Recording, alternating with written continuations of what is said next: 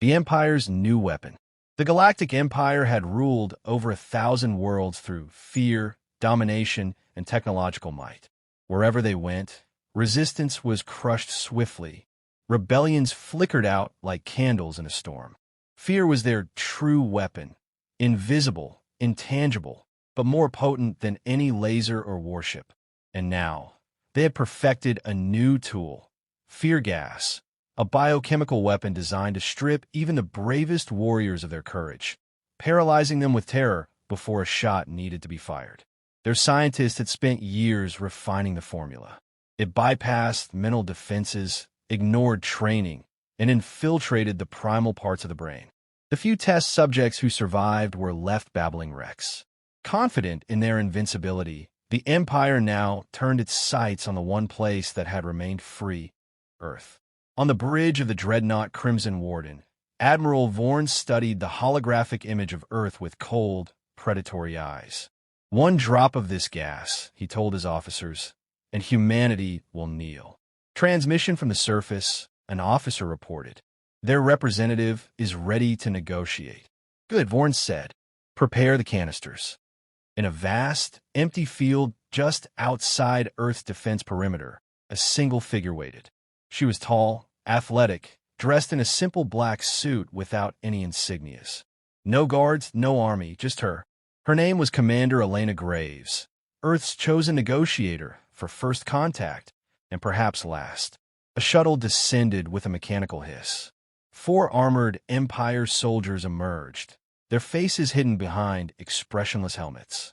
Behind them, a robed figure floated slightly above the ground.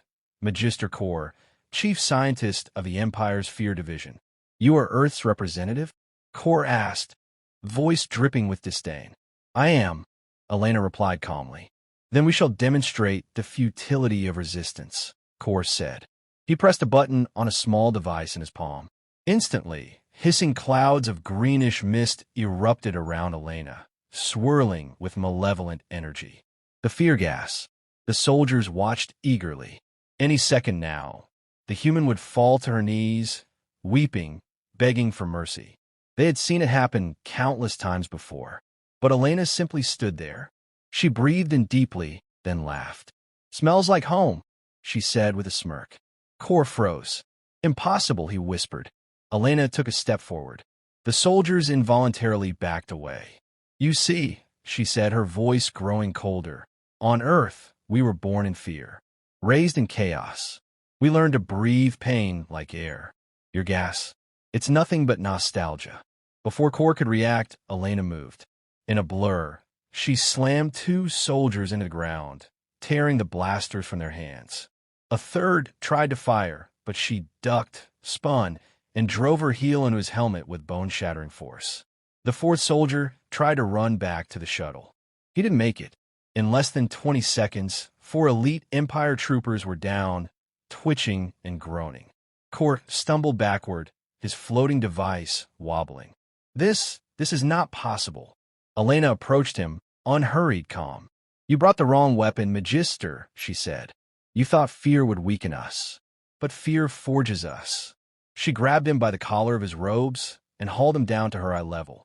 "Tell your admiral," she hissed. "Earth does not kneel." Behind her, Earth's hidden artillery systems activated, and the skies lit up with retaliatory fire. The first battle had begun. Earth strikes back. The Crimson Warden shook violently as explosions rippled across the orbital blockade. Admiral Vorn clenched his fists behind his back, staring at the chaos on the main view screen. Dozens of Empire ships, caught off guard by Earth's sudden retaliation, were already falling into the atmosphere, burning streaks across the sky. "This was supposed to be a demonstration," Vorn growled, "not a slaughter." Magister Kor's panicked voice crackled over the comms. "Admiral, the gas, it's ineffective." Their representative, she. "Enough," Vorn barked. "Return to the ship immediately. Bring her, as a prisoner if you can." But it was too late. On the surface, Elena Graves had already disappeared into the shadows, rallying Earth's hidden forces. Deep within Earth's command bunker, Elena entered to the sound of cheers and hurried claps on the back. Screens showed battles raging across every hemisphere. Earth's defense was no longer passive. They had waited, hidden their true strength, and now they struck back with brutal efficiency. Report, Elena demanded, striding to the central console where General Carter awaited. Our fleets have engaged across multiple fronts, Carter said. The Empire was not expecting coordinated resistance. We've hacked their communication networks, turned their own drones against them, and our second wave is ready. And the fear gas? Carter smiled grimly. Turns out growing up on a planet with war, famine, pandemics, and economic collapse gives you a real resistance to panic. Elena allowed herself a small smile. Good. Tell the strike teams. Aim for the command vessels. Cut off their heads and the body will die. As orders flew through the bunker, Elena paused by a window overlooking the chaos outside. She thought of the Empire's arrogance, their certainty that Earth would bow to fear. They never understood. Humanity wasn't strong despite their suffering. They were strong because of it. On the Crimson Warden, Admiral Vorn paced furiously. Deploy the Devastators, he shouted. But sir, his second-in-command protested. Those weapons could annihilate the planet's surface. I don't care, Vorn roared. If we can't rule them, we will destroy them. Titanic war machines, the Devastators, descended from orbit, massive enough to cast shadows that stretched for miles. Each one carried weapons capable of glassing entire cities. The people of Earth saw them coming and did not run. Instead, Earth's secret weapon was unveiled, the Iron Warden Initiative.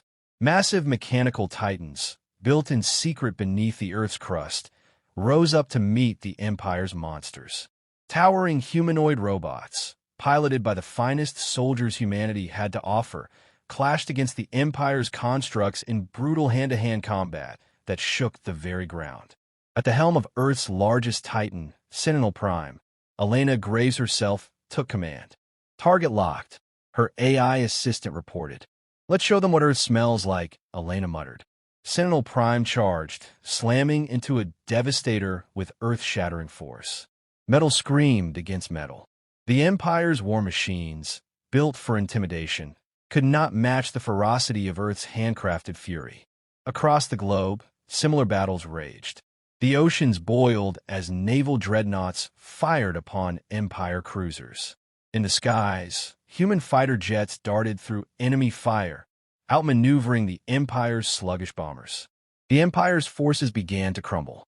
Admiral Vorn watched in disbelief as the battle reports flooded in. Losses on all fronts. He had underestimated them. Badly. We must retreat, his first officer urged. This is a defeat. Vorn's face twisted into a snarl. No, I will not go back in shame. A desperate plan formed in his mind. He ordered a full orbital strike, every available ship, firing directly onto Earth's surface. If he could not rule Earth, he would erase it. But he had not accounted for Elena.